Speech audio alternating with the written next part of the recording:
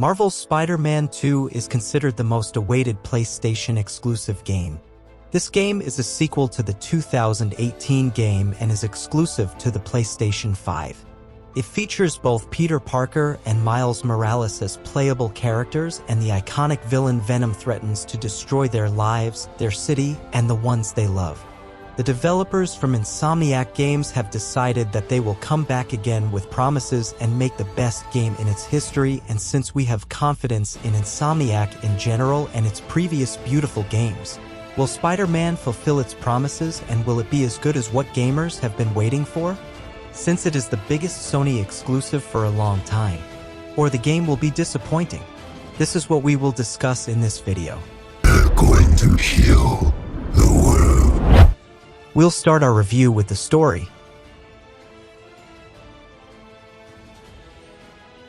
The story advances the psychological conflict of Peter Parker and even Miles Morales. Peter's aunt died. This affected him psychologically. Miles's father died in the previous parts, and he is going through the same circumstances. This is the basic idea. This is considered a genius idea. When you take a psychological factor inside a person and play with it in this way, this of course gives a great opportunity for the symbiote to degrade perfectly. Kraven is also one of the existing Venoms. This is great. I mean, his words and charisma itself are magnificent. Even his theme. Prepare for the transfer tomorrow. And do not fail again.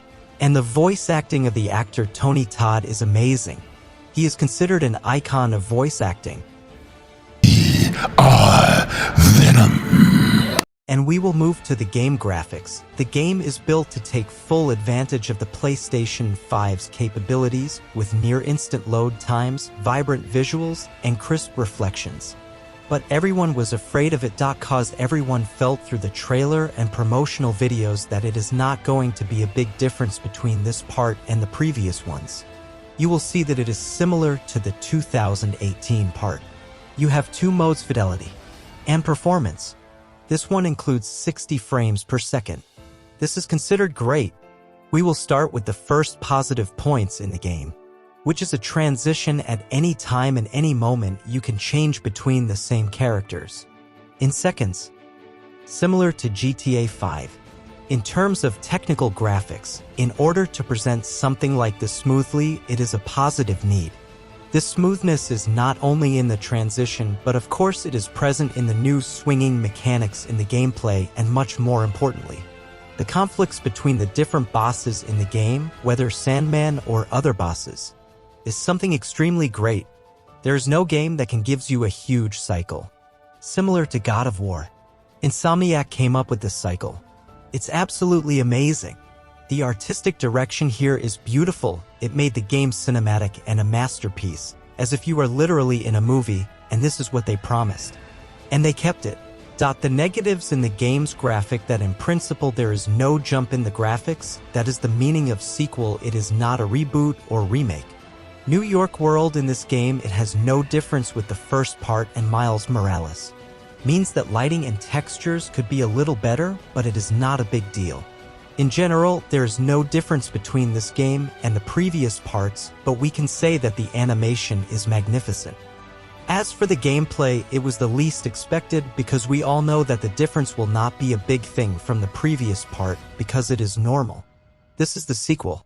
No matter how much they change it and renew it, there will not be a big difference from the previous part, and this is what happened.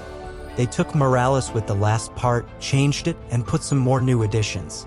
Big thing that made it clear that they improved it at the graphics point was the idea of movement, starting with the swinging mechanic, which they improved greatly and made it faster than the first part by using the gliding taken from Miles Morales. Peter can also use it, and this makes your speed amazing. You depend on the air, just like Batman, he relies on the rush of the air. There is also a fast travel, but after all, players prefer moving around, they considering it easy, smooth, and beautiful.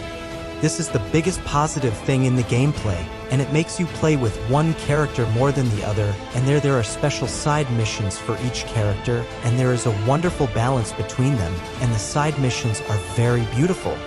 There are some simple repetitions that can be present in any open-world game, but in some cases the side missions are better than the main ones. That's good enough, and this is better than the first part at this point. The combat in Marvel's Spider-Man 2 for PS5 has been improved and expanded upon from the previous games in the series. Number 1. New tools and gadgets. Spider-Man has access to new tools and gadgets, such as the Upshot, an automated drone that launches enemies, and the Area of Effect web grabber trap.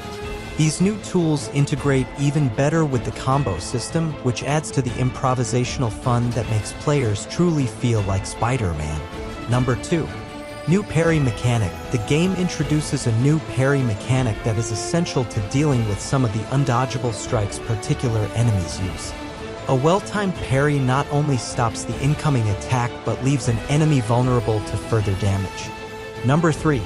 New webline mechanic. The game also introduces a new webline mechanic that lets players craft their own high-wire paths across specific points in the environment, giving them even more control and flexibility over stealth takedowns. Differentiated Spider-Men. Efforts have been made to differentiate the two Spider-Men, Peter Parker and Miles Morales, in terms of their combat abilities. Both share a basic button layout and various gadgets, but the primary things differentiating each superhero are their unique abilities, equipped to a shortcut menu corresponding to the 4 face buttons. Number 4.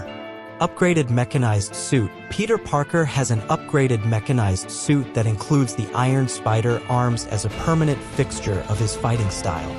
While they're mostly confined to special moves, it makes sense to focus on such an iconic Spider-Man suit variation to give Peter's combat an extra edge. Overall, the combat in Marvel's Spider-Man 2 promises to be even more exciting and dynamic than in the previous games.